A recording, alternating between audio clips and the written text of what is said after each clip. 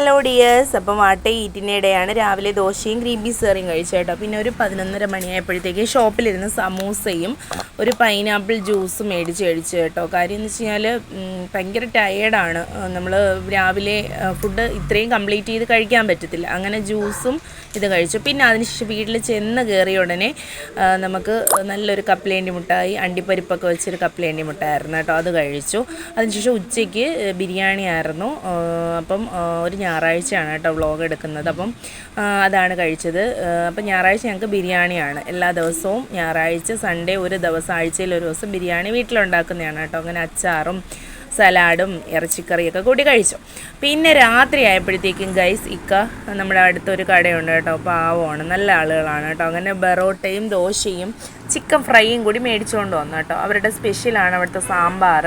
അങ്ങനെ അതൊക്കെ കൂട്ടി കഴിച്ചു ഗൈസ്. അപ്പം നിങ്ങൾ എന്തൊക്കെയാണ് കഴിച്ചതെന്ന് കമൻറ്റ് ചെയ്യണം. എത്രയേ ഉള്ളൂ. Tata bye bye.